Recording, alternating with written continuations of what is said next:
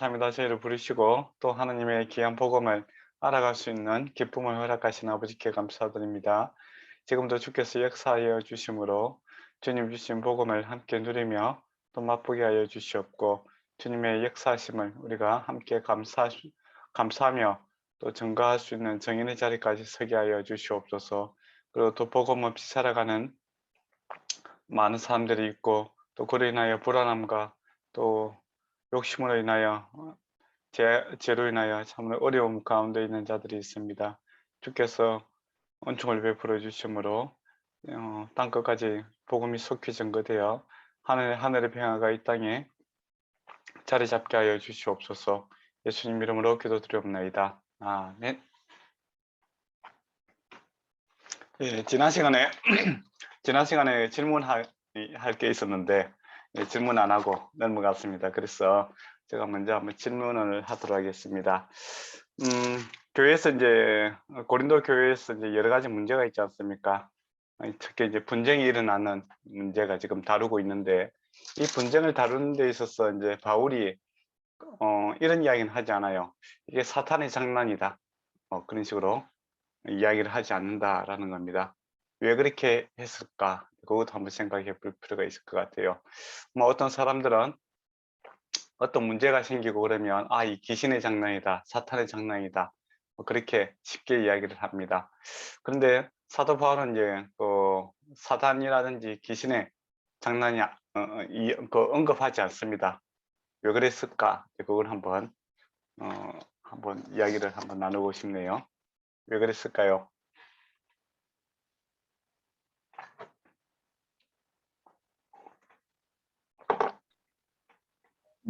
그 인간의 원죄도 있기 때문에 다른 존재 어떤 그런 이유를 둔다기보다는 본인의 죄성을 더 알아보려는 거죠. 일단 잘 안 들리니까 제가 맞는 걸로 할게요.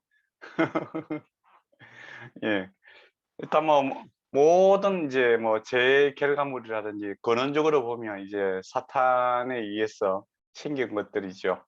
인간이 처음에 범죄할 때도 사탄이 이렇게 개입을 했는 거고, 또 또 많은 문제들에 있어서 사탄이라든지 악의 영적인 악의 정신들이 있습니다. 그런데 이제 우리 안에 보이는 이런 문제들을 갖다가 보이지 않는 대상에게 책임을 전가하면은 이거 고쳐지지가 않습니다. 예. 내 잘못이 없는데 내가 잘못 할 게 뭐가 있겠어요. 그죠? 그래서 교회 안에서 보이는 문제들에 있어서 어, 사단을 심판하시는 것은 하나님께서 하시는 거니까 하나님께 맡기고, 보이는 문제, 우리에게 일어나는 내 욕심, 우리 안에 발생하고 있는 하나님의 진리에서 벗어나고 있는 이런 것들에 대해서 우리가 이렇게 교정을 해야 되는 문제죠. 그래서 사단의 책임이 아니라 나의 책임이고 우리의 책임이다 라고 이렇게 문제를 갖다가 가져올 때 문제가 해결이 될 수가 있습니다. 예, 그래서 왜 이런 말씀을 드리냐면, 교회 안에서 이제 혹시나 이제 그런 분들이 있어요. 어떤 병이 걸린다든지, 안 그러면 누구 부부끼리 싸운다든지, 친구끼리 싸운다든지, 교회에서 분쟁이 있을 때 너무 쉽게 이렇게 사탄의 장난이다, 또 귀신의 이렇게 그렇다라고 이야기를 하는 분들이 있습니다. 듣기에는 되게 영적으로 들려요. 예. 그렇지만은 그런 식으로 접근하게 되면은 문제가 해결이 되지 않습니다. 예. 그 우리의 문제, 나의 문제다라고 이렇게 가져와야 주님께서 내가 이 잘못한 것을 고백할 때 주님께서 해결해 주시지 않겠습니까? 그죠? 또 우리가 어떻게 해야 될까? 우리가 주체적인 사람들이거든요. 하나님의 형상을 지음받았고 왕 같은 제사장으로 우리가 뭔가를 책임 있는 인격체로 하나님께서 불렀기 때문에 우리에게 일어나는 일들은 우리가 인격적으로 책임을 가지고 이렇게 행동하기를 하나님께서 원하십니다. 그래서 사도 바울이 쉽게 이런 문제에 대해서 사단이 개입했다 그런 식으로 이야기하지 않고, 이제 우리의 문제로 이렇게 해결해 나가고 있다는 것을 봤으면 좋겠습니다. 그리고 그리고 지난번에 이제 우리가 기도했던 부분이 있죠. 제가 이제 고민했던 거, 중국의 20대 청년의 기도가 이제 잘 이루어졌습니다. 물론 제가 한 건 없어요. 여러분도 이제 여러분이 기도하시는 걸로 제가 알고 있는데, 뭐 어떻게 결과적으로는 이제 그가 이제 하나님께서 이제 자기가 밑바닥을 이렇게 찍었는데 하나님께서 다시 나를 붙들고 계시고 다시 이렇게 회복시켜 주신다라는 것을 이제 고백하게 됐고, 또 지금은 아주 기쁨 가운데서 이제 다시 하나님 나라와 의를 위해서 이제 달려가는 그런 마음들이 회복이 되었습니다. 저와 여러분도 한 번씩 이렇게 겪는 일들이죠. 예, 그래서 저와 여러분, 또 우리가 기도가 결코 이 땅에 떨어지지 않고, 또 문제 해결하는 방법에 있어서 우리는 뭐 이런 경우 A나 B나 선택을 항상 하려고 하는데, 하나님께서는 선택이 아니라 어떻게 보면 그 사람의 마음을 바꾸시고 생각을 바꾸셔서 이 일들을 이렇게 만들어 가시는 것을 보게 됩니다. 예, 그걸 통해서 이제 정말 하나님께서 우리에게 가까이 계신다라는 것을 이제 느낄 수가 있죠. 예, 그래서 우리가 함께 기도하는 것 참 중요하다, 그런 생각을 다시 한번 했고, 또 여러분이 기도해 줘서 너무나 감사합니다. 예. 그러면 오늘 고린도 1장 18절에서 부터 이제 시작하도록 하겠습니다. 18절에서 25절까지는 이제 십자가의 도에 대해서 이야기를 하고 있습니다. 앞에 있는 문제하고 지금 연결이 되고 있습니다. 지금 이제 바울파, 아볼로파, 그다음에 그리스도파, 바울 게바파 이렇게 나누어져 있지 않습니까? 이 문제를 해결하기 위해서 이제 근본적으로 복음에 대해서 다시 이야기를 하고 있죠. 십자가의 도에서 이제 이야기를 하고 있습니다. 그 십자가의 도가 미련한 것이요, 멸망하는 자들에게는 미련한 것이요, 구원받는 우리에게는 하나님의 능력이다, 이렇게 이야기를 하고 있죠. 네, 이게 왜 그럴까? 네, 그것도 한번 생각해 봐야 됩니다.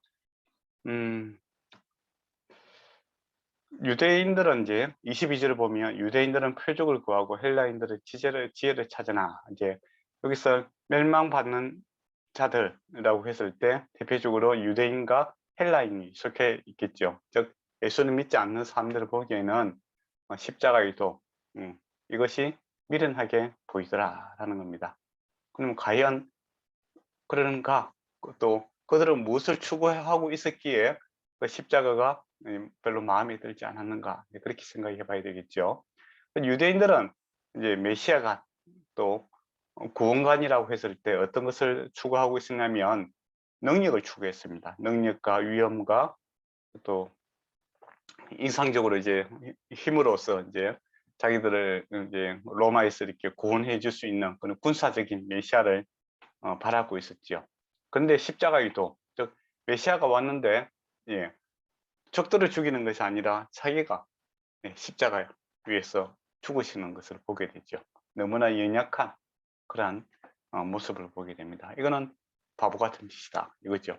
즉 요즘 말로 하면 힘을 믿고 살아가는 사람들 입장인데, 내가 먼저 죽겠다라고 해서 죽어버린다면 그거는 어리석게 보이더라라는 겁니다. 유대인들의 입장에서는. 또 헬라인들은 이제 지혜를 찾는다라고 하는데, 헬라인들은 이제 신간, 그러니까 하나님에 대해서 어떻게 생각하고 있냐면은 뭐 추론하고 논증하고 이런 걸 좋아하잖아요. 그래서 어, 인간들하고는 별개의 개념으로 이렇게 사상을 이원론적 사고를 갖고 있죠. 그러니까 안에 육신에 보이는 것들은 이제 인간들은 이제 추하고 들어온 것이고, 또 보이지 않는 영적인 분이 이제 하나님인데, 어떻게 그 거룩하신 분이 인간의 몸으로 와서 또 죽음을 당할 수 있느냐, 이제 그런 겁니다. 예, 그래서 이거는 뭐 인격적이지도 않고, 또 별로 이렇게 그 변질되는 거지 아닙니까? 죽음이라는 게 변질이잖아요. 변질되고 추해지고 이렇게 하는 것은 받아들일 수 없다라는 쪽으로 이렇게 생각을 하고 있었습니다. 즉 하나님을 이제 인격적인 부분을 이렇게 받아들이지 않고 있는 것이죠. 그런 의미에서 이제 십자가의 도가 그들에게 미련한 것이지만은, 그렇지만은 이제 믿는 우리에게는 하나님의 능력이 되었다, 이제 그렇게 이야기를 하고 있습니다. 네. 그러면 그 지금은 어떤가? 그렇게 한번 생각을 해볼 필요가 있겠어요. 지금도 예수 믿지 않는 사람들의 입장에서 이 십자가다라는 것은 뭐 듣기는 좋은 소리죠. 그렇지 않습니까? 네가 먼저 손해 보면 된다라고 하지만은 국제 관계 속에서 이제 힘의 원리가 이제 극단적으로 나타나는 게 국제 관계 아닙니까? 그건 법이 없으니까.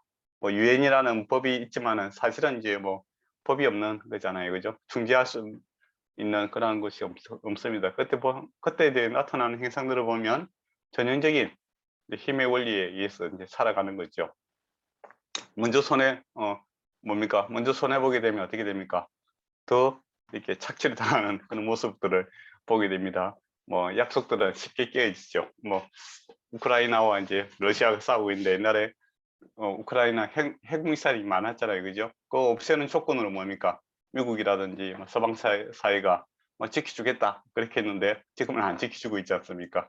예, 그런 걸 보면은 이제 힘을 믿고 사는 사람들 입장에서 십자가 내가 먼저 이렇게 손해를 보고 양보한다라는 것은 어리석은 일이고 죽음의 모습이죠. 그리고 지금도 이제 종교라는 것은 이제 그 거룩한 뭡니까 하나의 뭐 이렇게 사람들의 도를 닦는 그런 개념에서 이제 종교를 접근하는 사람들이 있죠. 불교에서 보면 어떤 한 주제를 가지고 평생 이렇게 연구를 하고 이렇게 살아갑니다. 저도 배드민턴 치는 데서 이제 선임을 한번 만났어요.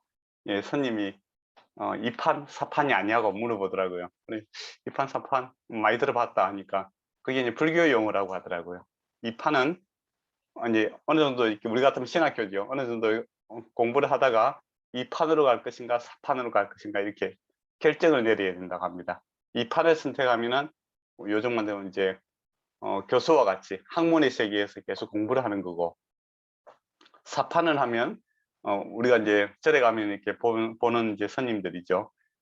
중생들 사람들 갖다가 이렇게 오면은 상담도 해주고 또 이렇게 여러 가지 이렇게 뭡니까 목도도 쳐주고 이제 그렇게 하는 것을 이제 4판이라고 하더라고요. 예, 그분은 이제 2판이라고 했습니다.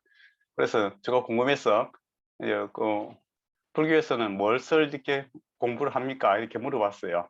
그러니까 그분이 이제 자기 스승은 이제 길에 대해서 한평생을 이렇게 공부를 하셨다라고 하더라고요.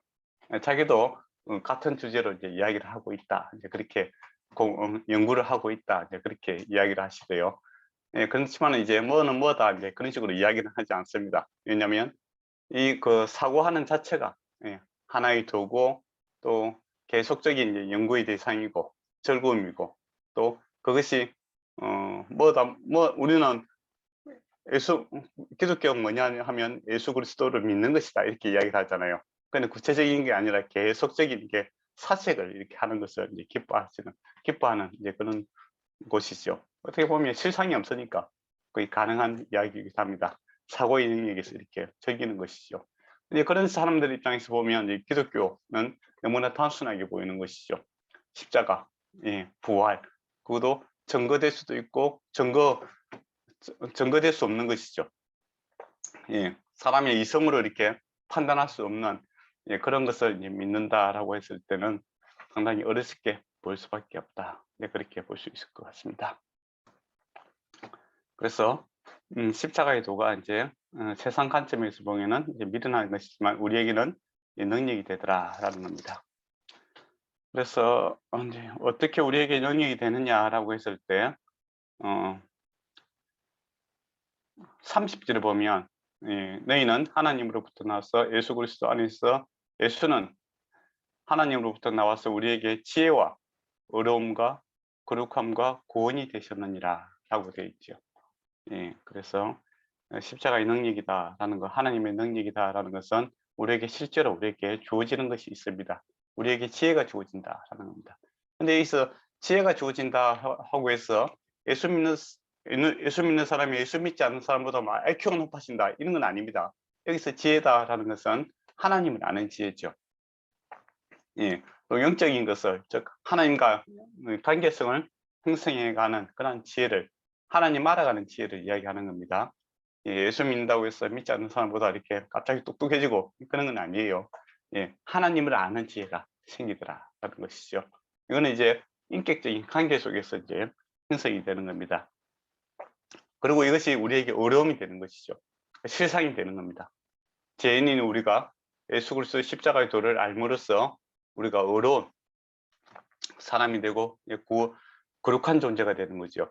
그리고 결과물이 어떻게 됩니까? 우리가 구원함을 받는다 하는 겁니다.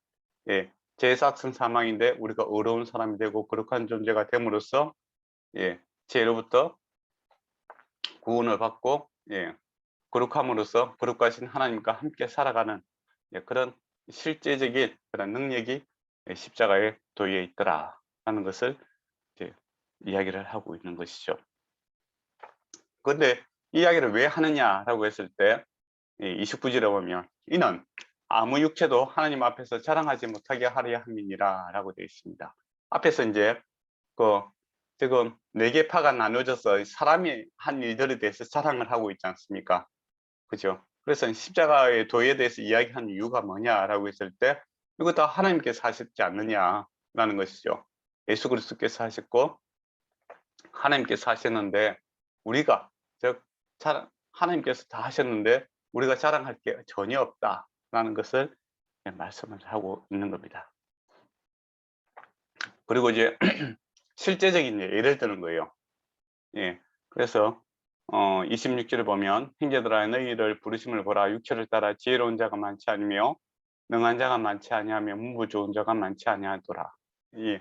그러니까 이 고린도 구성원들을 갖다가 이야기하는 겁니다. 그래 객관적으로 한번 보자. 너희가 세상에서 뭐 이렇게 문불 좋은 자라든지 그 세상 사람과 비교해 봤을 때 너희가 뛰어난 사람이냐? 아니다라는 겁니다. 근데 여기에 와 있는 것은 하나님을 알게 된 것은 하나님의 은혜다 하는 것이죠. 그것을 이야기합니다. 그래서 육체적으로 우리가 자랑할 것이 전혀 없다 하는 것을 말씀을 하고 있습니다. 그래서 이제 31절을 보면 기록된 바 자랑하는 자는 주 안에서 자랑하라 함과 같으니라 라고 되어 있습니다. 여기서 이제 번역에 보면 주 안에서 이렇게 되어 있는데 다른 번역에 보면 자랑하는 자는 주를 자랑하라 이렇게 그렇게 되어 있습니다. 일본의 성경은 어떻게 되어 있습니까? 주 안에서 자랑하라 라고 되어 있습니까? 안 그러면 자랑하는 자는 주를 자랑하라 라고 되어 있습니까?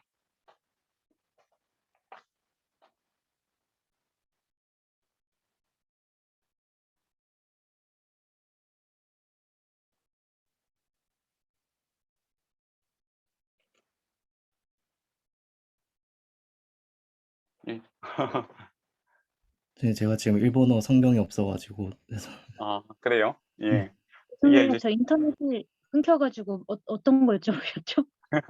31절에 보면은 자랑하는 자는 주 안에서 자랑하라 이렇게 되어 있는데 자랑하는 자는 이제 주를 자랑하라 그렇게 번역도 있습니다. 근데 주를 자랑하라 라는 것이 더 바른 이제 번역이라고 할 수 있을 것 같습니다. 그러면 간단하잖아요, 그죠? 자랑하는 자는 예수님을 자랑하라 라는데 뭐 주 안에서 자랑하라라고 하면 이제 물론 이제 예수님을 자랑하라 라는 의미가 있는 의미죠. 그런데 오해하기 쉽잖아요. 예수님 안에서 나를 자랑하려고 될 수도 있지 않겠습니까? 그죠? 그래서 자랑하는 자는 주를 자랑하라 라고 하는 것이 바른 번역이다 이렇게 보시면 좋을 것 같습니다. 그래서 요지는 뭐냐? 앞에 싸우고 있는데 서로 잘났다고 싸우고 있는데 바울이 십자가의 도 복음의 시작에 대해서 이야기를 하고 있는데 이거 하나님께서 하신 것이고 우리는 전혀 자랑할 것이 없다. 이제 그렇게 이야기를 하고 있고 또 너희가 세상 사람보다 결코 지혜롭지 못하다. 그렇지만은 하나님께서 너희를 선택하심으로 은혜 베푸심으로 너희가 하나님을 알게 되었고 그래서 우리가 구원받고 어렵게 되었고 이런 것들 다 예수 하나님 자랑하는 것 외에는 자랑할 것이 없다라는 것이 31절까지의 내용입니다. 앞에는 이제 이론적인 것을 이야기하고 뒤에 부분은 뭡니까? 실제적인 구성원들의 실상을 보여주는 거죠. 그러면 이제 2장을 넘어가도록 하겠습니다. 2장 1절에 보면 형제들아 내가 너희에게 나아가 하나님의 증거 이렇게 되어 있는데, 네, 다른 번역에 보면 하나님의 그 비밀이라고 또 번역이 될 수 있습니다. 하나님의 그 비밀, 이게 더 좋은 번역인 것 같아요. 네, 일본 성경 어떻게 되는지 나중에 한번 찾아보시기 바랍니다. 그러니까 하나님의 그 비밀을 전할 때에 말과 지혜의 아름다운 것을 하지 아니하였다라고 합니다. 예, 이제 자기가 실제적인 이제 설명을 하고 있는 거죠. 고린도에서 이제 어떻게 시작이 되었는가, 그 이제 예를 들어서 이제 이야기를 하고 있습니다. 내가 2절을 보면 내가 너희 중에 예수 그리스도와 그 십자가에 못 박히신 외에는 아무것도 알지 아니하기로 작정하였다라는 겁니다. 그러니까 고린도에서 복음 전할 때 뭐 바울이 사실 말을 잘 할 수 있는 사람이죠. 또 아덴에서 보면 이렇게 논리적으로 설명하지 않습니까? 그런데 고린도에서 시작할 때 십자가에 못 박힌, 즉 예수 그리스도 복음 외에는 자기가 이야기하지 않았다라는 겁니다. 예, 그리고 3절에 보면 내가 너희 가운데서 그할 때 약하고 두렵고 힘이 들었더라라는 겁니다. 그러니까 바울을 갖다가 자랑한 사람이 있는데 나 자랑할 게 아니다라는 것이죠. 나는 사실 그때 많이 두렵고 떨었다라는 겁니다. 그리고 내 지혜롭게 이야기한 것도 아니고 오직 십자가의 복음, 그 외에는 이야기하지 않았다라는 겁니다. 그러니까 앞에서 이야기했던 것처럼 그것을 이제 구체적으로 설명을 하고 있는 것이죠. 있었던 일들은 이제 이야기를 함으로써 이제 내 자랑할 것은 없다. 예. 주를 자랑하는 것 외에는 답이 없다. 그 이야기를 하고 있죠. 예. 그래서 사절을 보면 내 말과 내 전도함이 설득이 있는 지혜의 말로 하지 아니하고 다만 성령이 나타나심과 능력을 하였다라는 겁니다. 그러니까 바울이 고린도에서 이제 사역할 때 말로써 이렇게 너희에게 말재주로 너희가 예수님 믿게 된 것이 아니라 성령이 나타나셨다라는 겁니다. 그리고 성령의 능력으로 너희가 예수님을 믿게 되었다라는 겁니다. 이게 이제 제일 중요한 거죠. 지금도 저와 여러분이 복음을 증거할 때 예수님을 믿게 되는 일들이 생깁니다. 근데 우리가 사실은 뭐 이거 복음을 증거하기가 불가능하지요. 예. 근데 이거는 초창기부터 좀 그랬습니다.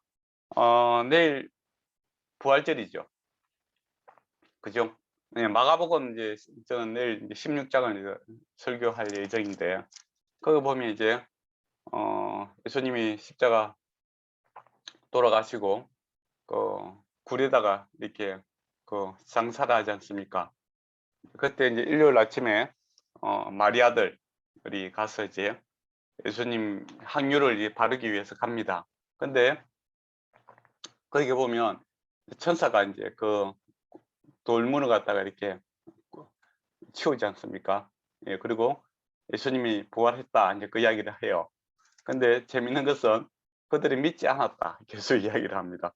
막다른 마리아도 나타나고 믿지 않은 그 제자들에게도 이야기했는데 믿지 아니하더라. 또 천사들이 나타나서 예, 그 예수님이 부활하셨고 너희보다 먼저 이제 갈릴리를 갈 것이다. 그리고 제자들과 베드로에게도 이야기하랍니다. 특히 이제 베드로 이름을 넣는 이유는 뭐겠습니까? 베드로가 이제 3번이나 부인하고 예수님을 저주까지 했으니까 다른 제자보다 더 나쁘잖아요. 그렇지만은 예수님께서 천사가 베드로 너도 이제 뭡니까 예외는 아니다. 예수님께서 찾아갈 것이다. 배려를 해주고 있는 거죠. 근데 제자들이 그 말을 듣고 믿지 않더라. 이제 그렇게 이야기를 해요. 재밌지 않습니까? 우리는 십자가, 부활 이거를 믿는다. 이게 가장 중요한 거잖아요. 그렇지 않습니까? 근데 그 부활이 일어나는 그 사건이 시작되는 그 시점에 그 천사가 이야기를 해주고 또 마리아가 그것을 듣고 전달했는데 사람들 듣고 믿지 않더라. 이제 그 이야기를 하고 있어요. 참 이상하죠. 예. 천사가 이렇게 했으면 믿었더라. 이제 그렇게 이야기를 해야 되는데 마리아들도 그렇고 제자들도 그렇고 믿지 않더라. 이제 그렇게 이야기를 하죠.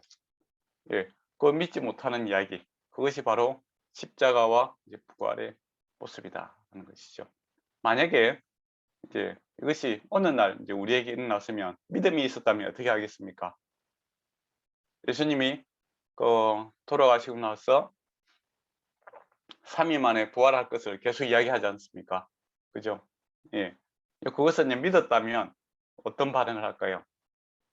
만약에 예언자매라든지 보배자매 그리고 우리 민영 형제가 그 무덤가에 갔다 이제 그렇게 가정을 해보세요. 예. 그러면 어떻게 하겠습니까? 일단 스마트폰에 꺼내겠죠. 증거 수집을 해야 되지 않겠습니까? 예. 천사하고 인터뷰하는 거 유튜브도 좀 찍고, 그 다음 제일 중요한 게 뭐겠습니까? 예수님이 그 매장에 할 때 그 풍대를 감았지 않습니까? 그죠? 요한복음에 보면 시신이 그대로 이렇게 사라졌는 거예요. 그러니까 풍대 모양이 그대로 있고 그 시신만 없어지는 겁니다. 그러면 이제 부활의 증거지요. 뭐 만약에 이제 과학수사대라고 하면 이 특이한 그러니까 이건 사진이 찍어놔야 되죠. 그렇지 않습니까? 그렇게 이제 믿음이 있었다면 그런 이제 증거 수집을 하고 이거는 분명한 그 부활의 증거다. 이제 그런 식으로 증거를 찾기 위해서 이제 노력을 했겠죠. 그리고 다른 사람을 더 설득시키기 위해서는 이제 그런 것들이 필요하지 않습니까? 근데 재밌게도 그 많은 마리아들과 또 제자들은 그 증거 수집을 전혀 하지 않습니다. 그리고 놀랍게도 그들은 믿지 않더라. 이제 그 이야기를 하고 있어요. 예. 그러면 그들도 믿지 못한 그 복음, 그 십자가 지시고 부활했다는 이 부활절 어떻게 그들은 믿게 되었고 1차적으로 제자들은 믿게 되었고 마리아도 믿게 되었고 또 우리도 저와 여러분이 뭐 예수님 무덤가에 한 번도 가보지 못했잖아요. 성지순례도 뭐 안 해봤는데 근데 예수 그리스도의 부활을 믿고 있습니까? 그런 의문이 생기잖아요. 그게 이제 지금 이제 중요한 문제죠. 요즘에는 뭔가를 믿게 할 때는 뭐가 필요합니까? 증거가 필요하잖아요. 근데 제자들이 그 중요한 증거들을 전혀 수집을 안 하고 기록을 남겨놓지 않았다라는 것이죠. 안타깝죠. 근데 그럴 필요가 없었다. 그렇게 될 수 있는 거죠. 왜 그럴까요? 그들은 예수님을 만났기 때문입니다. 믿는다라는 것은 만남을 전제를 하고 있는 거죠. 그러니까 믿지 못하더라라는 건 말을 듣거든 이해를 못했는데 그들이 미련한 거죠. 어떻게 보면. 근데 성령께서 그 당시에는 예수님께서 부활하신 그 부활체가 그들에게 나타나게 되지 않습니까? 그래서 믿지 못했지만은 부활의 증거이신 예수님을 만남으로써 그 문제가 해결이 되는 것을 보게 됩니다.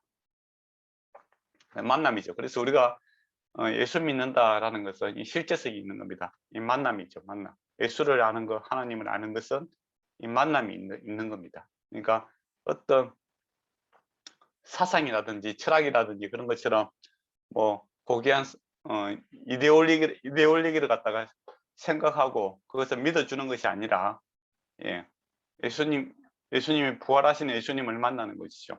바울도 그랬고 바울도 부활하신 예수님을 만나지 않습니까? 그러고 나서 이제 변화가 되는 것이죠.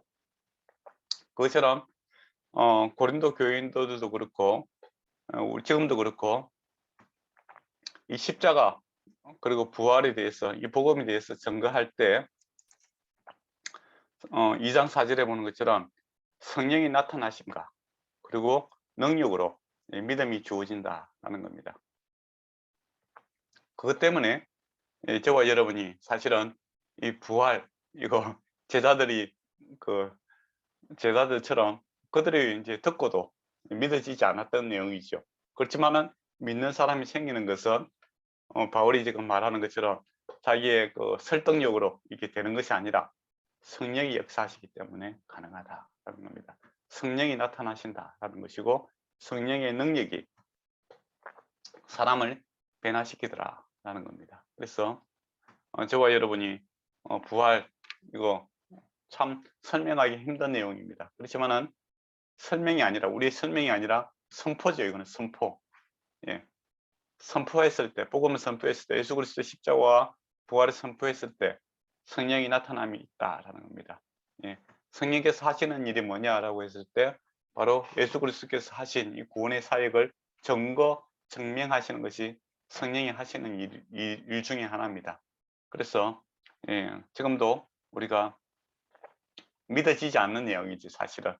그렇지 않습니까? 참 설명하기 힘든 내용이죠. 그렇지만 우리는 믿습니다. 왜? 예수를 만났기 때문에. 예수를 만났다고 이야기하지 않습니까? 예수 믿는 사람들은. 근데 예수님 얼굴도 한 번 안 보고 나서 계속 예수님 만났다고 우기고 있죠. 근데 실제로 이제 아까쯤에 제가 이야기했던 건데, 기도하는 그 중국 아가씨처럼 기도했더니 내 삶에 주님께서 역사하시더라, 내 예수를 만났다라고 이야기를 하잖아요. 그런 일들이 우리 안에서 계속 일어납니다. 그게 왜 가능한가? 복음이 바로 성령이 나타나심과 능력이 나타나기 때문이죠. 그래서 우리가 담대하게 복음을 증거하면 됩니다. 그리고 이제 복음을 이제 믿는 사람들에게는 이제 바울도 보면 나중에 좀 더 자세하게 설명을 하는 거죠. 그러나 믿지 않는 자들에게는 선포가 이제 중요한 겁니다. 그래서 복음에 두 가지 요소가 있어요. 믿지 않는 자들에게는 선포입니다. 예수 그리스도의 복음과 십자가와 부활에 대해서 이야기해 주는 것은 선포적인 게 있고, 또 믿는 자들에게서는 이게 교육의 역할이 있는 것이죠. 그 의미와 깊이를 알아가는 그런 모습들이 나타나게 됩니다. 그래서 이제 6절을 보시기 바랍니다. 그러나 우리가 라고 되어 있죠. 앞에서는 이제 1인칭 바울 내가 이제 그렇게 이야기하다가 지금 이제 6절부터 16절까지는 우리라는 내용을 씁니다. 왜 이제 인칭이 바뀌냐면은 성령이 나타나는 능력을 바울 혼자만 이렇게 경험하는 것이 아니라, 바울이 앞에서 두렵고 떨림으로 이렇게 복음을 전거했는데, 성령의 나타나심의 역사심을 우리, 즉 여기서 이제 고린도 교인들이죠. 교인들도 함께 그것을 예수를 만났다라는 것이죠. 소위 말하면 그 살아계신 성령의 역사로 인하여 그들이 분명하게 알게 되었고, 서로 이렇게 같이 공감할 수 있는 그런 주제가 되었다라는 겁니다. 그래서 우리라는 이제 같은 공감대를 형성할 수 있는 그런 말을 쓰고 있습니다. 그래서 예수 믿는 사람들은 이 예수님의 복음에 대해서 이야기할 때 이제 우리가 되는 것이죠. 서로 이렇게 공감할 수 있고 나눌 수 있는 겁니다. 우리가 온전한 자들 중에서 지혜를 말하노니 여기서 온전한 자는 예수 믿는 자들을 이야기하는 겁니다. 이 세상의 지혜가 아니요, 이 세상에서 없을 충실자의 지혜가 아니요 라고 되어 있죠. 오직 엄밀한 가운데서 있는 하나님의 지혜를 말하는 것이요, 감추어진 것인데 하나님이 우리의 영광을 위하여 만세전에 미리 정하신 것이다, 그렇게 이야기를 합니다. 복음에 대해서 이제 이야기를 하는데, 이것이 만세전에 이렇게 미리 정하신 것이다 라는 겁니다. 이게 이제 믿는 사람들에게 이제 이야기를 하고 있는 내용이죠. 우리라는, 즉 예수님을 성령의 나타나심과 능력을 경험한 우리, 즉 예수 믿고 있는 우리에게 이 복음을 알고 봤더니 내가 믿는 것이 아니라 만세전에 주께서 예정함이 있더라 이야기합니다. 그래서 이 예정론은 믿는 사람들에게 이야기하는 겁니다. 그러면 예정론이 믿는 사람에게 줌으로써 주는 유익이 뭐겠습니까? 안정감이죠. 안정감. 나를 선택함이, 하나님께서 준비한 이 복음이 내가 뭔가를 하기 전에, 만세 전에, 즉 우리가 타락하기 전에 하나님께서 선택이 있었고 또 구원이 계획이 있었다라는 겁니다. 그래서 지금 고린도 교인들이 아주 믿지만은 세속적으로 살아가잖아요. 그죠? 그렇지만은 하나님의 구원하심, 너희를 선택하심, 또 너희를 구원하심이 만세 전에 이루어졌다라는 겁니다. 그래서 그것이 불변하다라는 것을 이야기를 하고 있는 겁니다. 그래서 복음을 전가할 때 이제 만세 전에 예정론을 갖다가 믿지 않는 사람들한테 이야기하면 더 혼란스럽죠. 그러면 이제 내 책임이 없다, 이제 그런 식으로 이야기하잖아요. 그죠? 하나님께서 안 믿게 했는데 내가 무슨 책임 있느냐, 이제 그런 식으로 이야기하잖아요. 그래서 이 예정론, 만세 전에 이제 이야기했다는 것은 믿는 사람들에게 이야기하는 내용이고, 그 그렇게 이야기하는 이유는 우리의 생활이 고린도 교인들처럼 믿지만은 옳지 못한 삶을 살아가고 있지만은 안세전에 하나님께서 계획하신 게 있기 때문에 우리의 구원이 결코 배나갑더라, 그런 목적으로 지금 이야기를 하고 있다 하는 것을 보게 됩니다. 그래서 이제 이 애정론을 가지고 뭐 책임, 뭐 내가 믿는 거 또 믿지 않는 거에 대해서 책임을 논하는 그런 이야기는 할 필요가 없습니다. 은혜가 안 되죠, 사실은. 계속 인간의 주권과 하나님의 선택 뭐 계속 이야기해봤자 답이 안 나와요. 이게 주어진 이유가 뭐냐라고 했을 때 믿는 사람들에게 평안함, 안정감을 주고 다시 그들을 이끌기 위해서 이야기한 내용이지, 믿지 않는 자들에게 이야기한 내용은 아니다 하는 겁니다.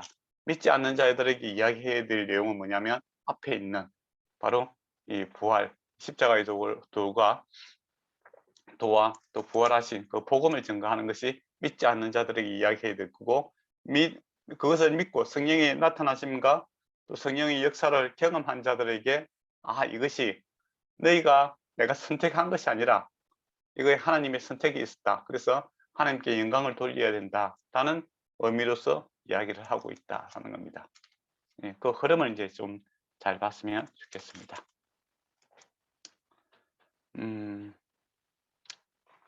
그리고 이 지혜는 세상 통치자들도 알 수 없다라는 겁니다. 세상 통치자들이 가장 지혜로운 사람들 중에 하나죠. 그러나 그것은 구질러 보면 모든 것을 눈으로 보지 못하고 귀로 듣지 못하고 마음으로 생각지도 못하였다 이야기를 하고 있죠. 듣지도 보지도 못한, 또 심지어 상상도 못한 그런 내용이 바로 복음이다 하는 겁니다. 그렇지만은 뭡니까? 10절에 보면 오직입니다. 오직 단은 두 개가 있고 그런 게 아니에요. 딱 하나입니다. 오직 하나님이 성령으로 이것을 우리에게 보이셨으니, 그러니까 우리가 예수 믿게 된 것은 오직 하나입니다. 성령께서 우리에게 보이셨다 하는 겁니다. 증거하고 증명해 내셨다는 겁니다. 성령은 모든 것, 곧 하나님의 깊은 것까지도 통달하시니라. 왜 그렇습니까? 성령이 하나님이시기 때문에 그게 가능하지요.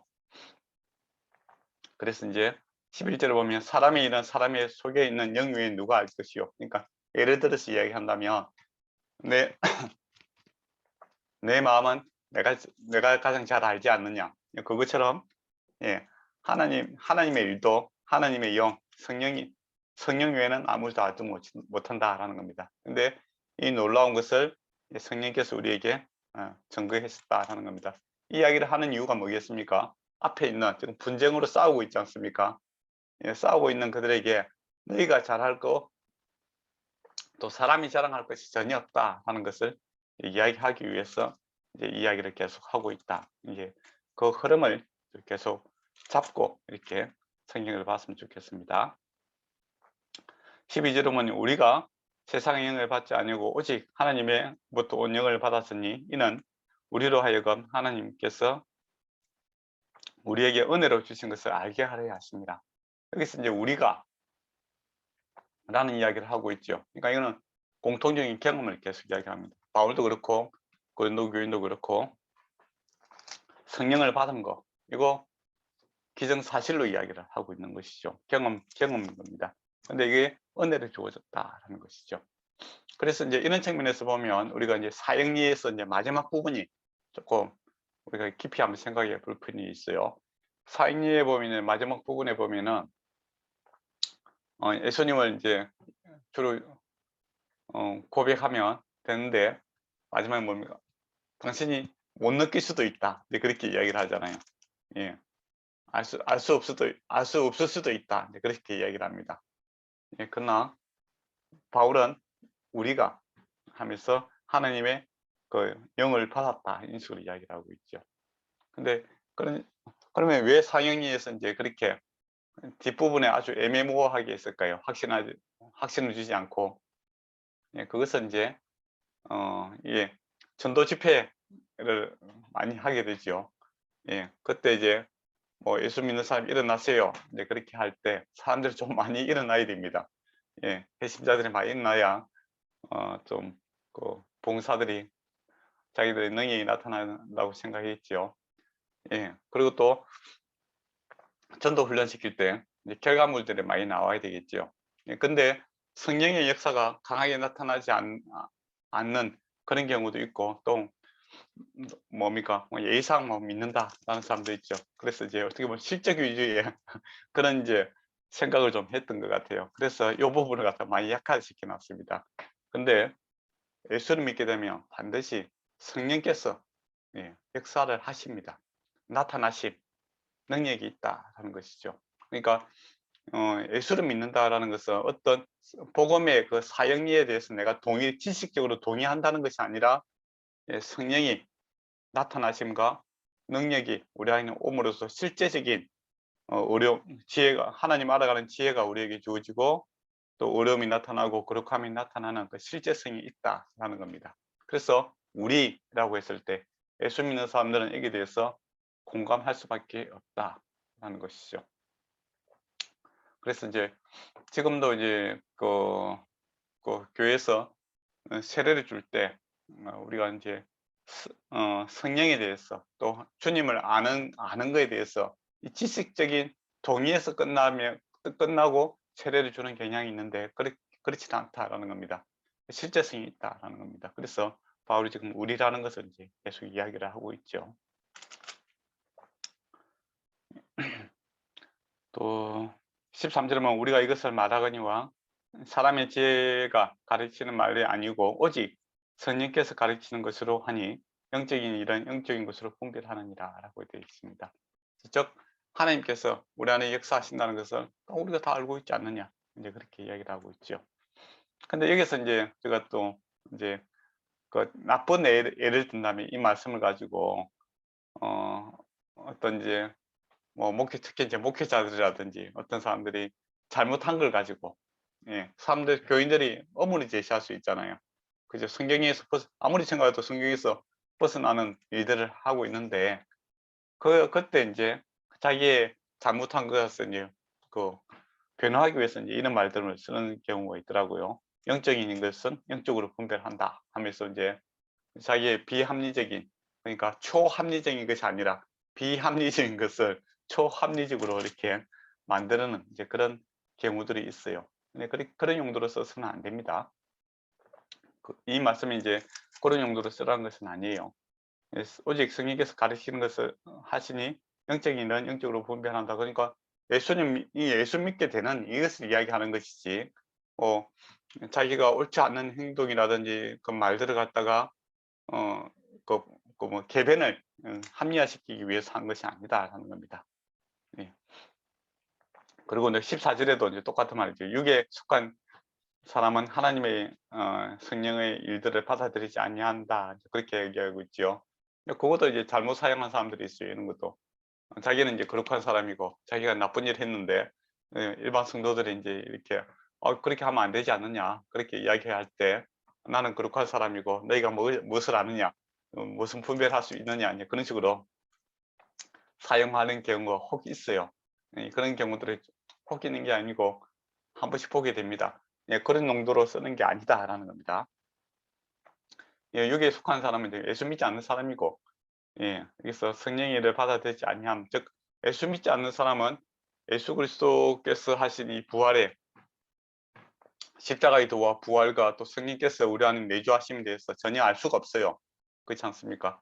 그렇지만은 예수 믿는 사람은 여기에 대해서 분명히 알게 된다라는 것을 이야기하는 것이지, 이 말을 가지고 어떤 권위 있는 이제 그 사람이 자기의 옳지 못한 행동을 변호하기 위해서 쓰면 안 된다라는 것을 꼭 기억했으면 좋겠어요. 그리고 영적인 것은 영적으로 분별한다, 그런 식으로 이야기하면서 옳지 못하게 하는데, 근데 성도들이 이제 어떤 질문을 할 때 그거는 영적으로 이렇게 분별해서 이야기한다는 것은 어떤 의미냐라고 했을 때 성경의 가르침대로 가르쳐 주는 게 영적으로 가르쳐 주는 겁니다. 어떤 사람들은 이제 영적인 것은 영적으로 분별한다고 해서 자기의 정말 옳지 않는 행동 또는 옳지 않는 사상들을 강요할 때 이렇게 사용하는 경우가 있는데 그렇게 해서는 안 됩니다. 그리고 예, 영적으로 분별하는 성경 말씀대로 하시면 됩니다. 예, 그렇게 이야기를 하면 되죠. 이렇게 특별하게 신비한 것을 이야기하는 것이 아니라 예수 믿는 우리는 성령에 대해서 알고 있고 하나님에 대해서 알고 있다. 이제 그 이야기를 하고 있는 겁니다. 그러나 믿지 않는 사람은 복음에 대해서 모르고 있다. 이제 그거죠. 예. 그리고 15주도 그렇죠. 신령한 자는 모든 것을 판단하나 자기는 아무에게도 판단을 받지 아니하느니라. 이것도 이제 엮어서 이제 이야기하는 건데 자기가 이제 나쁜 짓 해놨고 하나님께서 판단하시지 사람이 판단할 수 있냐 이제 그런 식으로 하는데 그런 용도가 아니다라는 겁니다. 그런 용도가 아닙니다. 예수 믿는 것은 예수 믿는 사람들만이 알 수 있는 하나님의 성령의 나타나심이 있다라는 것이지 이걸 갖다가 뭐 옳지 않은 행동을 해갖고 자기가 억지 주장을 갖다가 어필하기 위해서 쓰는 것은 아니다라는 겁니다. 그래서 모든 이제 성도들이 또 교회 공동체가 지도자들이 하는 행동에 대해서 물어볼 수 있는 권리가 있습니다. 그리고 그 목회자들은 이것이 성경적 원리에 의해서 된 것이다 라고 대답해야 될 의무가 있는 것이죠. 예. 그래야 우리가 그것이 신령하게 하는 것이지 뭐 내가 기도해 보니 그렇더라 뭐 너희가 뭘 아느냐 그런 식으로 용도로 쓰면 안 된다라는 겁니다. 근데 이단들은 보통 이렇게 많이 하죠.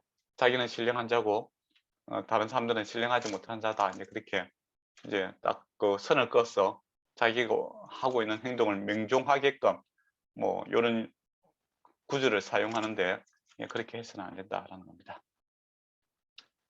16절을 보면 누가 주의 마음을 알아서 주를 가리키겠느냐 그러나 우리가 그리스도의 마음을 가졌느니라. 즉 이 말은 무슨 말이냐면 저거 예수 그리스도의 마음, 저기 예수님을 알게 되었고 또 주님의 십자가와 부활과 주님에 대해서 알고 있는데 이게 앞에서 바울이라든지 아볼로라는 케바라든지 그런 사람들이 잘 가르쳐서 알게 된 것이 아니라 2장에서 말하는 것처럼 뭡니까? 성령이 나타나심과 성령의 능력으로 성령께서 하셨다라는 것을 바울이 이야기를 하고 있다라는 겁니다. 혹시 여기까지 했는데 뭐 질문할 거 있습니까? 저는 괜찮습니다. 네, 저도 괜찮습니다. 네, 웬- 괜찮을 것 같습니다. 그래요? 기쁩니다. 그러면은 3장을 한번 보도록 하겠습니다.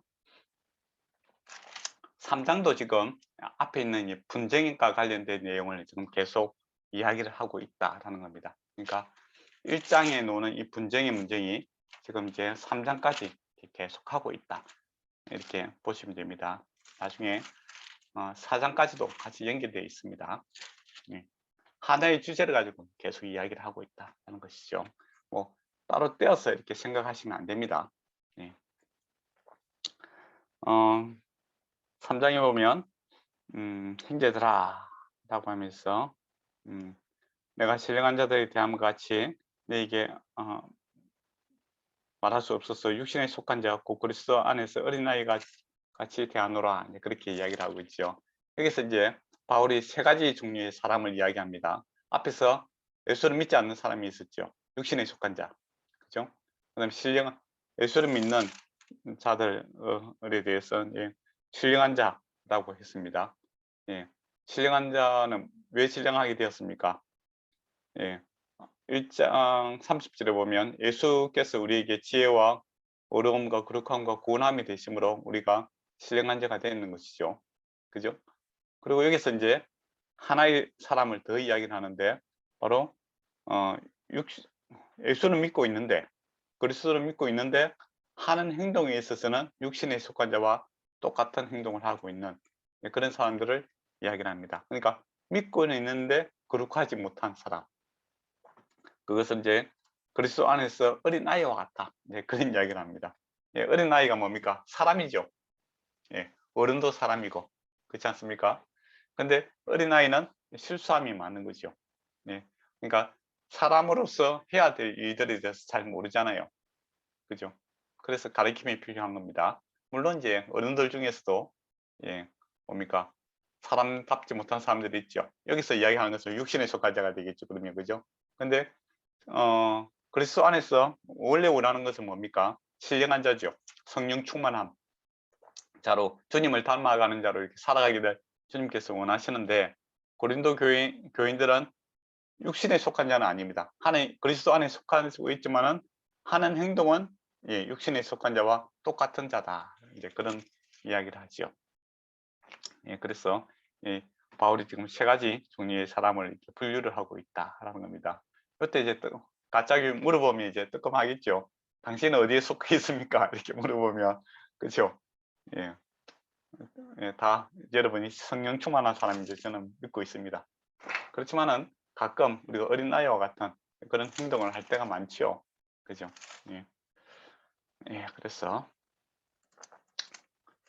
이제 고린도 교인들이 이제 이렇게 이제 영적으로 예수님께 속해 있으나 행동은 고린도인과 똑같은 행동을 하고 있는 거기에 대해서 이제 이야기를 하고 있죠. 그래서 3절에 보면 너희가 아직도 육신에 속한 자로다. 이제 그렇게 이야기하죠. 아직도 너희 중에 그러면 반론을 제기하잖아요. 우리가 왜 육신에 속한 자냐? 이제 그렇게 반론을 제기할 수 있을 것 같아요. 반론을 제기할 수만 하지요. 왜 그렇습니까? 고린도 교회는 영적인 그런 은사들이 많이 있었습니다. 방언도 하고 예언도 하고 기도의 능력도 나타나고 그렇잖아요. 그죠? 또 세상에 지혜로운 자도 많고 부한자도 많고 뭐 그랬잖아요. 그러니까 신앙생활 했더니 부자 됐다는 사람도 많고 또 세상의 지혜가 총명한 자도 많고 권력 있는 사람도 많고 뭐 우리가 세상적으로 봤을 때 뭐가 부족하냐 라고 이렇게 이야기를 할 수 있잖아요. 그렇잖아요. 근데 이런 영적인 은사가 나타나는 거하고 신령한 은사가 나타나는 거하고 우리가 주님께서 원하시는 성숙한 그리스도인이 되는 거하고는 별개의 문제다라는 것을 지금 바울이 이야기를 하고 있습니다. 근데 이게 좀 중요해요. 왜냐하면 어떤 사람들은 이제 영적인 은사가 나타나면 자기들이 이제 성숙한 다른 사람들보다 뛰어난 뛰어난 그리스도인이다 라고 이렇게 착각을 할 수가 있다라는 겁니다. 그건 아니다라는 것이죠. 은사는 뭡니까? 말 그대로 은사예요. 하나님께서 주신 겁니다.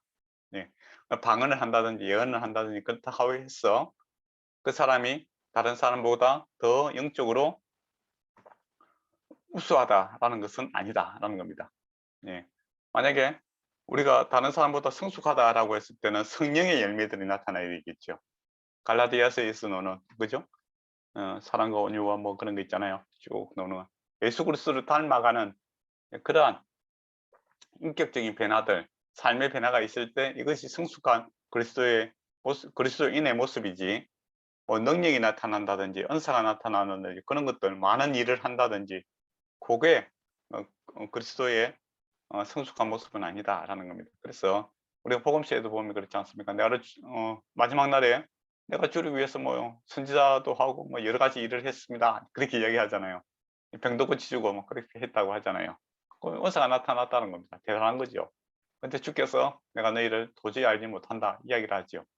그래 보면 고린도 교인들도 충분히 그런 착각에 빠질 수 있다라는 겁니다. 그들 안에 여러 가지 영적인 은사가 나타나고 또 세상적인 그러한 부와 명예가 이제 지혜가 이렇게 가득 차니까 우리가 뭐 다른 교회들보다 훨씬 낫다 그렇게 생각했는데 바울은 그들에게 너희가 육신에 속한 자다 그렇게 이야기를 해요. 왜 그러냐라고 했을 때 바로 시기와 분쟁이 있습니다 라고 되어 있습니다. 그러니까 너희 안에 너희가 성숙하지 못한 이유는 능력이 없어서가 아니라 너희 마음이 문제다라는 겁니다. 너희 안에 여전히 시기와 분쟁이 있다. 이것이 바로 육신에 속한 사람들의 행함이 아니요 이렇게 이야기하고 있지 않습니까? 그죠? 그러면 저와 여러분이 은사 여러 가지 뭐 좋은 은사들을 많이 받는 것은 참 좋은 것 같아요. 그걸 귀하게 쓰면 좋습니다.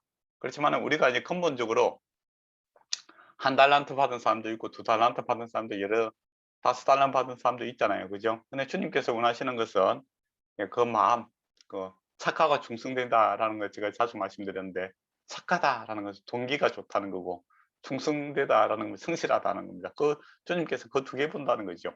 예, 그러니까 능력의 양을 보는 것이 아니라 능력주의가 아니다라는 겁니다. 기독교는 능력주의가 아니에요.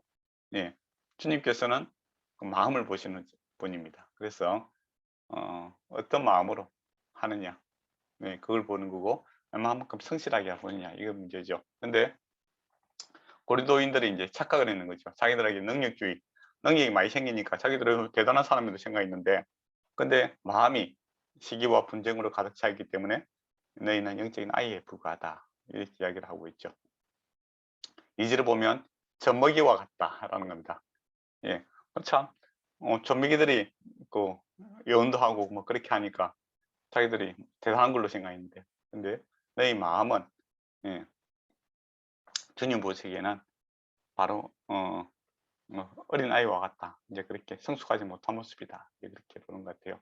그러면 저와 여러분도 이제 우리 같은 이제 동료 그리스도인들을 바라볼 때 이러한 마음이 있어야 되는 거죠. 예, 어떤 능력을 많이 갖고 있느냐, 예, 그거는 참 은사의 문제고, 예, 은사를 많이 갖고 있는 사람도 있고 작게 갖고 있는 사람도 있잖아요, 그죠? 예, 그거는 하나님께서 주신 것입니다. 그러면 우리는 무엇을 봐야 되는가? 주님께서 중심을 보시잖아요. 우리도 중심을 봐야 되죠. 예, 그 사람이 어떤 마음으로, 예, 그렇게 주를 섬기고 그렇게 하는가, 예, 그게 좀 집중을 해야 됩니다. 예. 근데 이게 잘 안 돼요. 예, 왜 그렇습니까? 우리가 세상에서 항상 능력주의에 빠져 있기 때문이죠. 예, 능력 있고 그러면 다 뭐 옳지 못한 것도 옳게 봐라, 옳게 만들 수 있는 것이 능력이잖아요, 그죠? 네, 한참은 또 뭐 외모지상주의 해왔고, 요즘에도 보니까 사람 죽인 죄인인데 여자분이 예쁘다고 해서 팬클럽이 생기는 그런 일들이 생기잖아요. 예, 사람들이 이게 눈에 보인 대로 이렇게 생긴 그 판단하는 그런 모습들이 있는 것 같아요. 주님께서 마음을 보십니다. 그렇다면 저와 여러분도 능력을 보는 거, 외모를 보는 것이 아니라 그 중심을 볼 수 있는, 예, 그런 마음이 가져야 된다는 것이죠.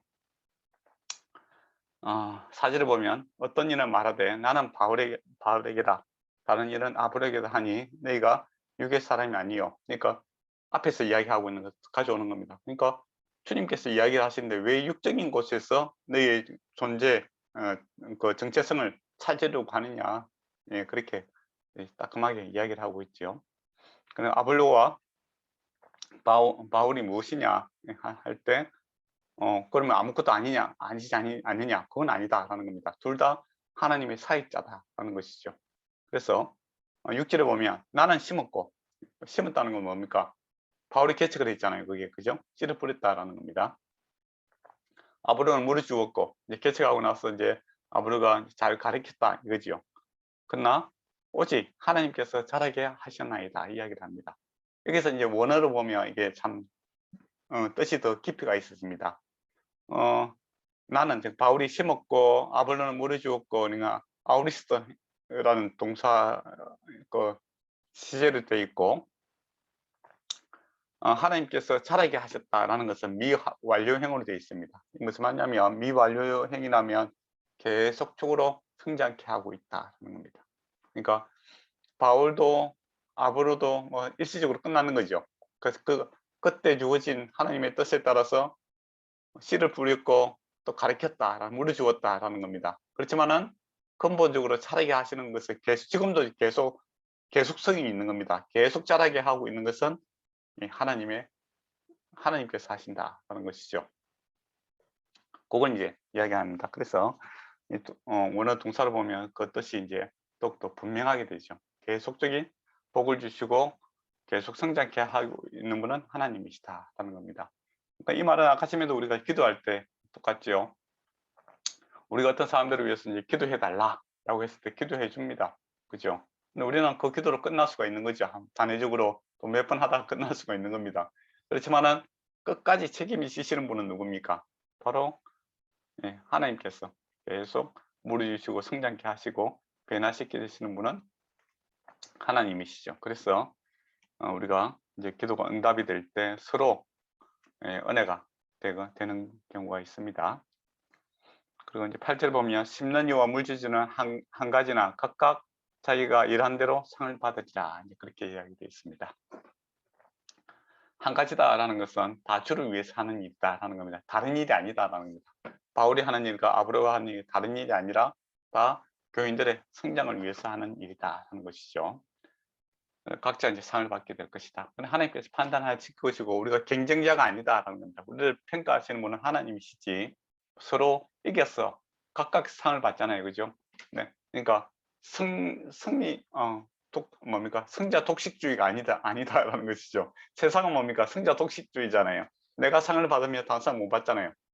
그렇지 않습니까? 내가 금메달이면 다른 사람 은메달이 되잖아요. 그게 아니다라는 것이죠. 자기의 상을 받는다. 예, 그런 겁니다. 그러니까 이게 뭐 상대 평가가 아니라 하나님께서 각자에게 주어진 것들에 대해서 평가하시게 될 것이다. 그런 것입니다. 그러니까 우리 사역자들끼리 뭐 이렇게 전혀 경쟁할 필요가 없고 함께 한 일, 하나님을 위해서 함께 일을 해야 된다. 이거죠. 그리고 9절 보면 우리는 하나님의 동력자들이요 너희는 하나님의 밭이요 하나님의 집이니라 라고 되어 있습니다. 예, 우리가 하나님의 동력자들이다 라고 하면서 이게 밭이요 집이다 라고 할 때 밭과 집은 구체적인 명사보다는 이게 동작 명사라고 합니다. 예, 동작 명사로 되어 있어요. 예, 무슨 말이냐면 작물이다 이겁니다. 하나님의 밭의 작물과 같고 집인데 지어가고 있는 것이다 라는 겁니다. 동작, 예, 명사인데 동작이 가미되어 있는 그런 명사를 뜻을 갖고 있어요. 그게 더 의미가 와닿지 않습니까? 그죠? 교회라는 것이 밭이다.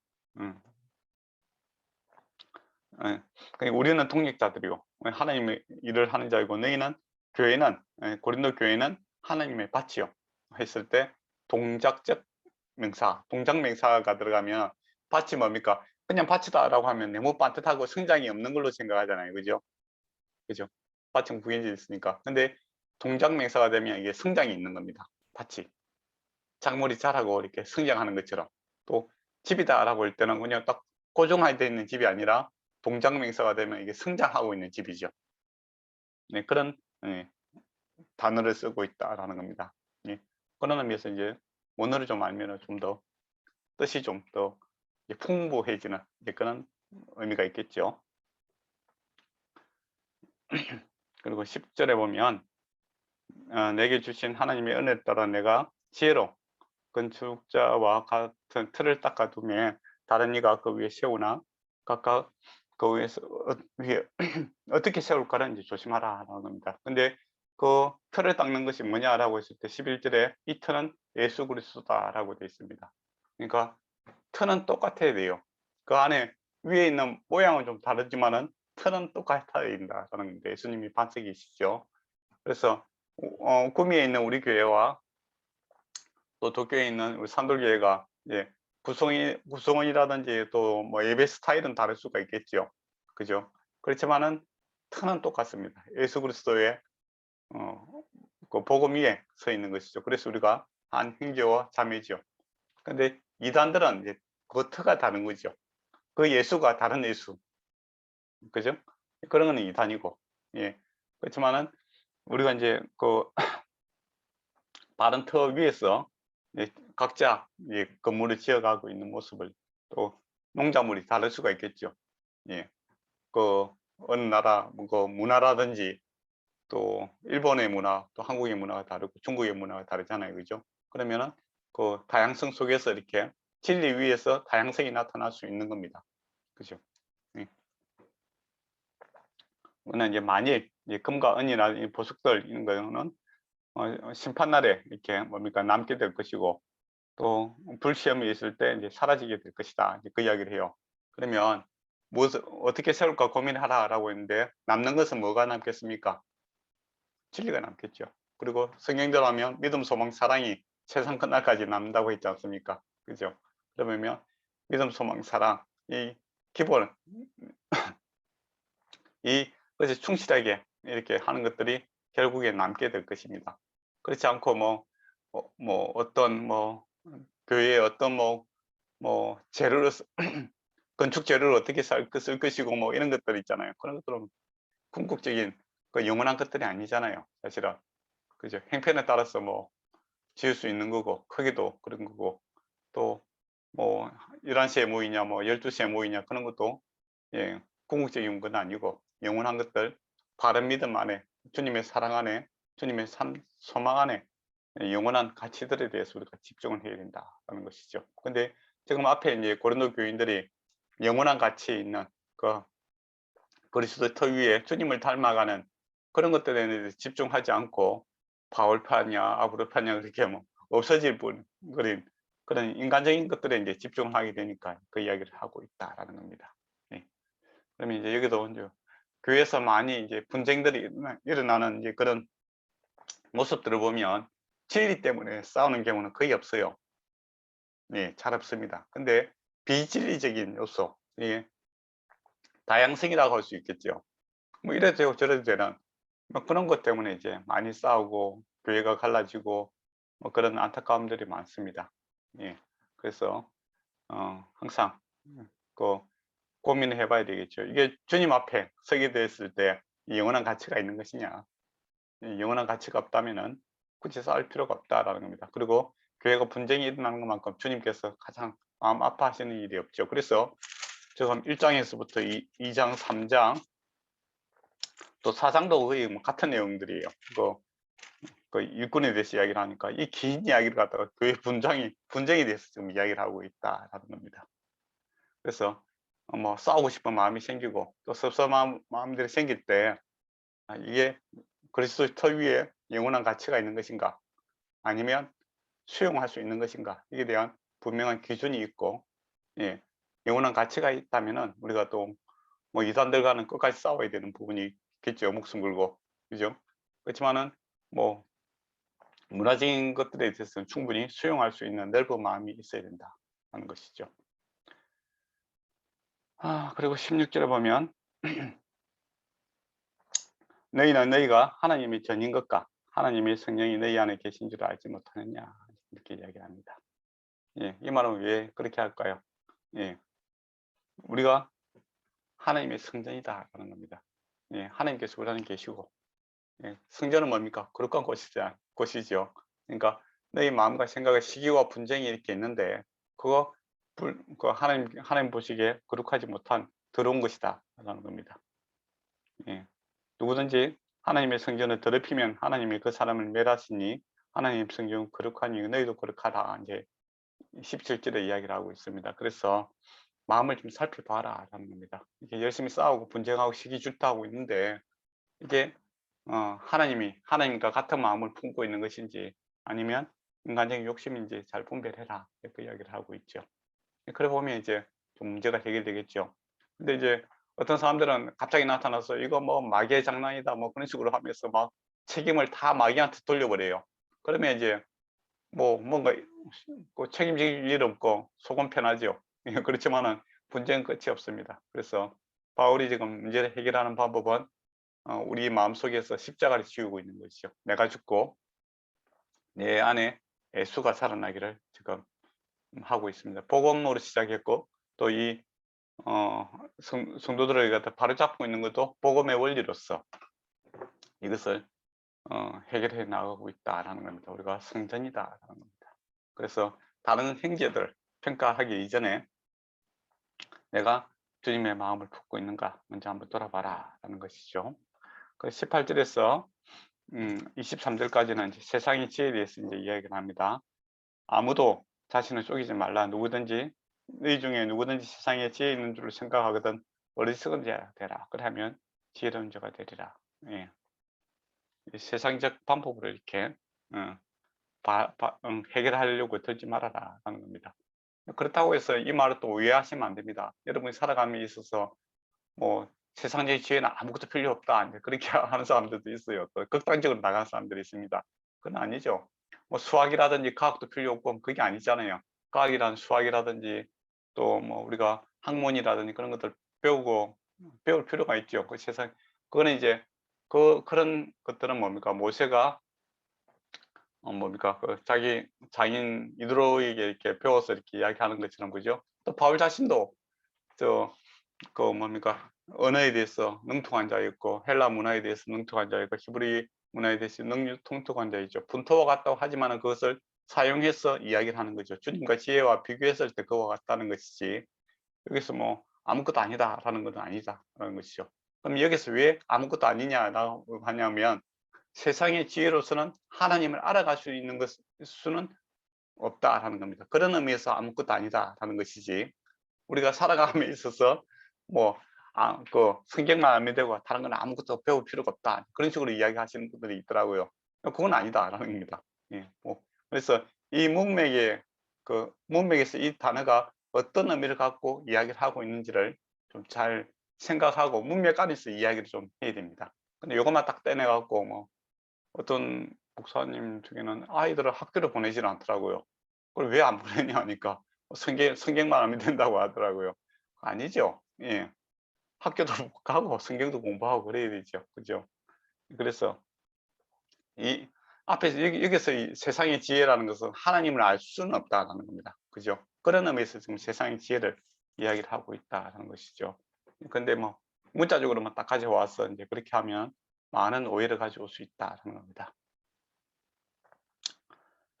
20절을 보면 주께서 지혜 있는 자들을 생각하는 것을 헛것으로 아신다 하셨느니라. 그렇게 그것도 이제 하나님을 알아가는 데 있어서 세상 지혜가 하나님을 알 수 없다라는 겁니다.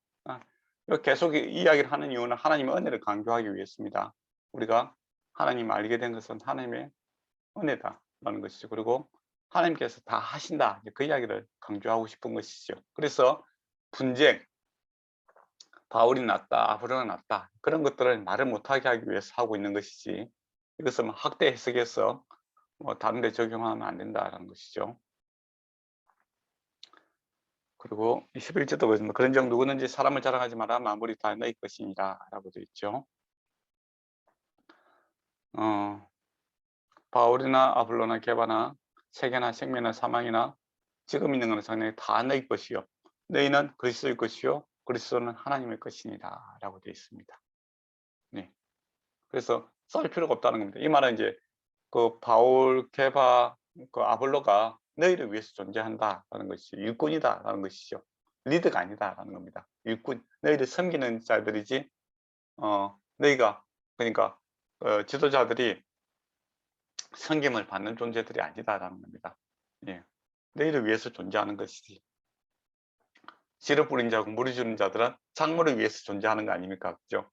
예, 그리고 너희는 그리스도의 것이다.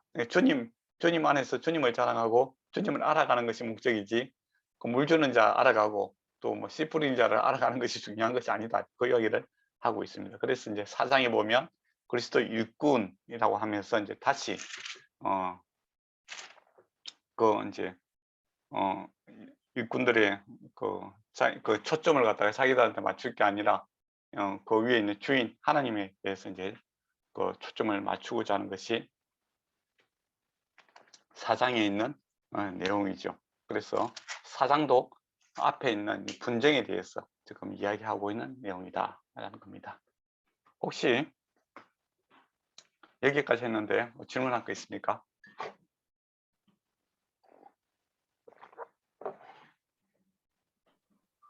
네, 저는 괜찮을 것 같습니다. 그래요? 네, 저도 괜찮습니다. 네, 저도 없습니다. 그래요. 감사합니다. 그러면 오늘은 여기까지만 좀 했으면 싶어요. 제가 이제 목이 좀 아파갖고 예, 목 감기가 좀 걸려갖고 코로나 아닌 것 같고 아직 살아 있습니다. 그렇지 마세요. 예, 그렇고 그러면은 질문 같은 거 있습니까 혹시?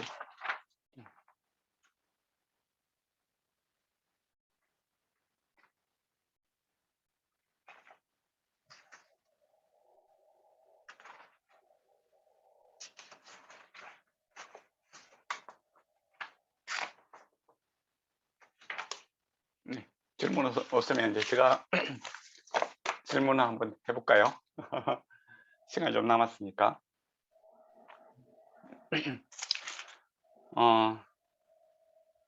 아까 전에 이야기했던 건데 성령께서 이제 일하신다는 거, 부활, 부활에 대해서 내일 부활절인데 부활절에 대해서 우리가 복음을 전가하는 데 있어서 부활을 어떻게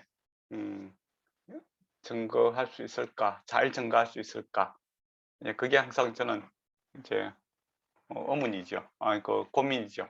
그렇지 않습니까? 또 다른 말로 하면 이제 복음을 잘 증거할 수 있을까? 이제 그런 게 고민입니다. 여러분은 혹시 뭐 좋은 방법이 어떻게 하시는지 좋은 게 있으면 저한테 좀 가르쳐 주시면 저도 열심히 한번 잘해 보려고 노력을 하겠습니다.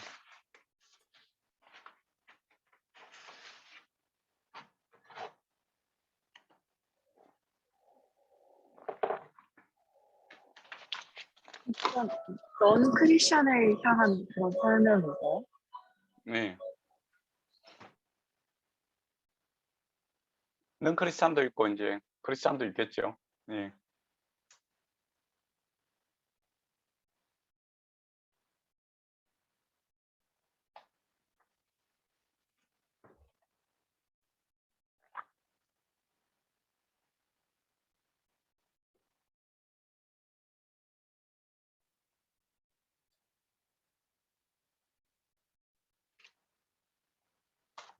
저는 네.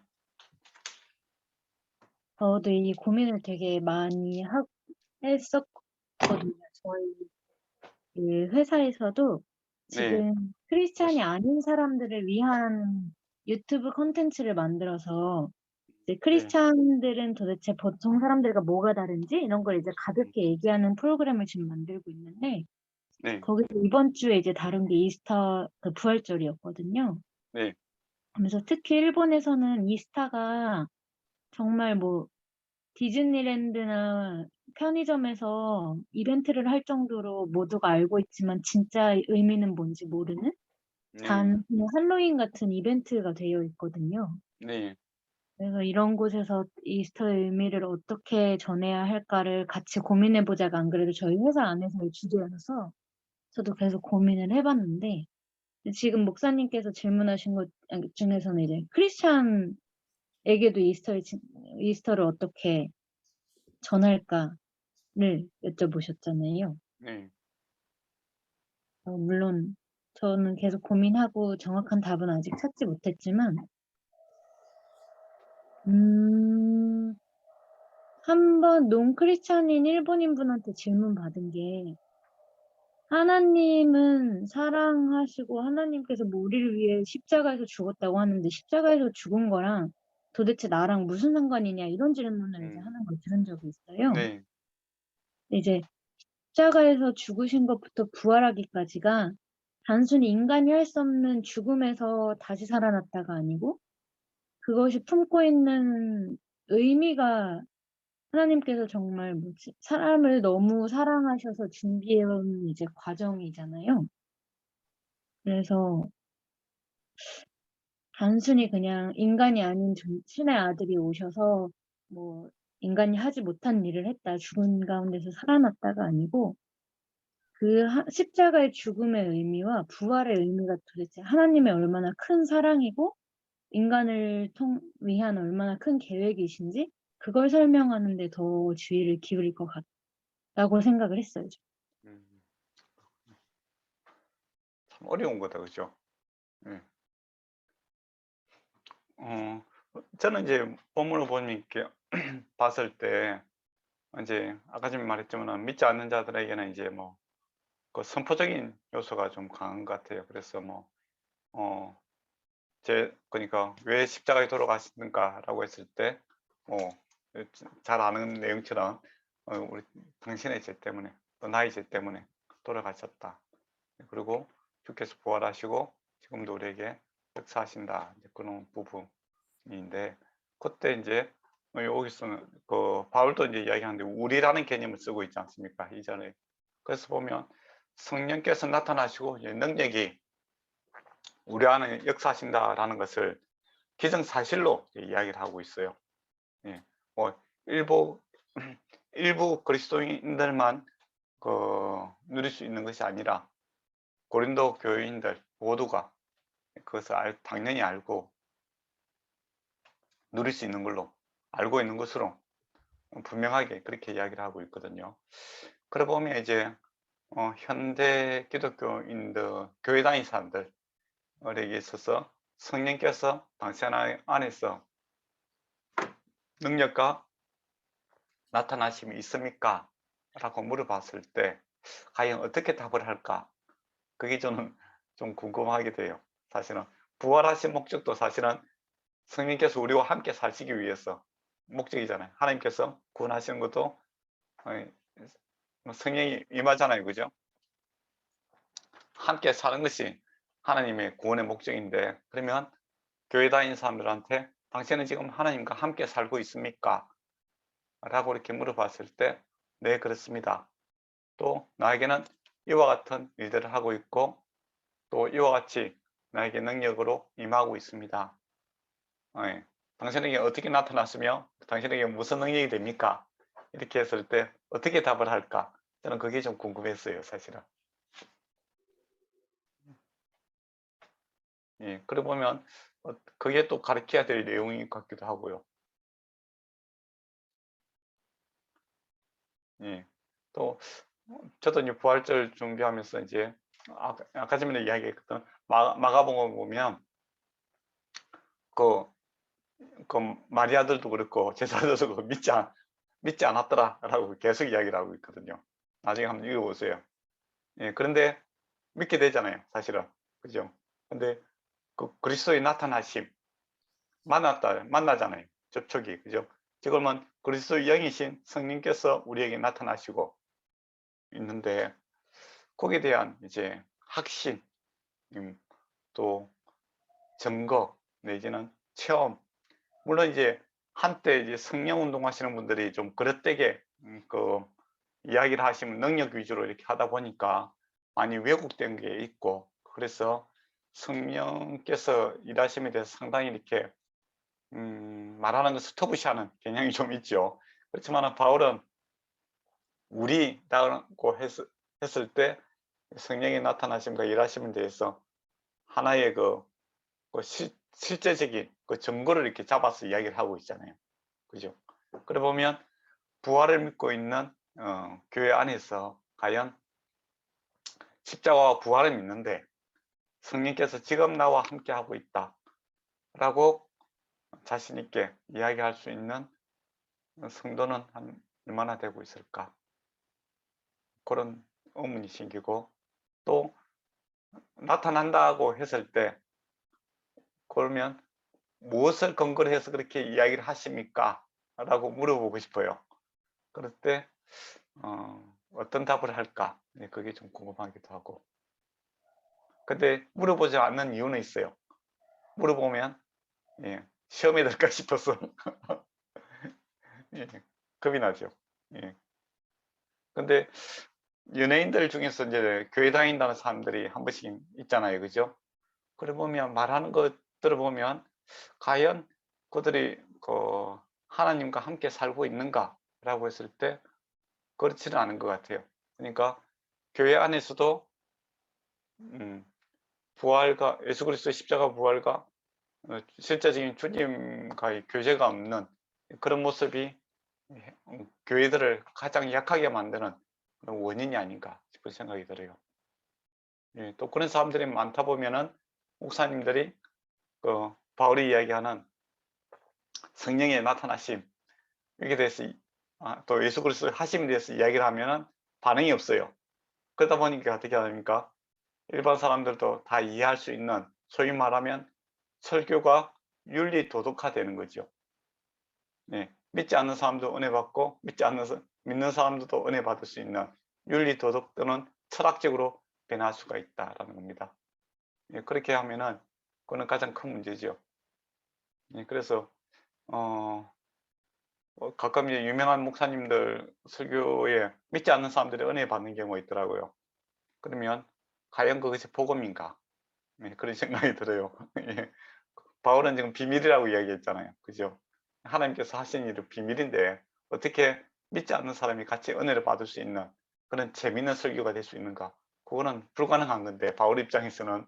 근데 가끔 이제 유명하신 분들 중에서는 이제 소위 말하면 세상 살아가는 재미있는 이야기들 많이 해주고 뭐 그렇게 하니까 공감대는 형성하잖아요. 근데 그 안에 성령님께서 하신다라는 이야기를 없으니까 믿지 않는 사람들도 공감을 하겠죠. 예. 그런 고민을 해봤습니다. 여러분에게도 답을 듣고 싶지만은 예, 각자 저도 정리를 좀 해야 되고 여러분도 좀 정리를 해야 될 것 같아요. 예. 예, 오늘은 누가 기도하고 마칠까요? 제가 기도하고 네, 마치겠습니다. 감사합니다. 하나님 아버지, 오늘도 이렇게 고린도전서 말씀을 함께 나누고 또 김성호 목사님을 통해서 말씀을 또 가르쳐 주셔서 감사드립니다. 오늘 말씀에 나왔던 것처럼 우리가 하나님의 동역자로서 정말 참 진리에 타협하지 아니하고 또 지키며 또 서로를 세워주고 또 그렇게 나아갈 수 있도록 하나님께서 지혜를 더하여 주시옵소서. 또한 우리가 하나님의 성전인 것을 잊지 아니하고 늘 정말 우리의 몸과 마음을 또한 영이 몸과 마음을 깨끗하게 하고 또한 언제나 주님과 동행하려고 하는 그런 삶을 살 수 있도록 하나님께서 인도하여 주시옵소서. 특별히 김성호 목사님 목을 붙들어 주셔서 깨끗하게 낫게 해주시고 저희와 또 모든 성도들의 건강을 붙들어 주시기를 간절히 원합니다. 내일은 부활주일입니다. 고난주간이 끝나고 또한 부활의 참 기쁨을 우리 모든 성도들과 함께 누리며 만끽할 수 있는 내일의 예배와 교제들이 될 수 있도록 하나님께서 함께하여 주시옵소서. 감사를 드리며 예수님 이름으로 기도드렸습니다. 아멘. 아멘. 네, 좋은 시간 되세요. 감사합니다, 목사님. 감사합니다, 네, 목사님. 목사님 감사합니다. 네.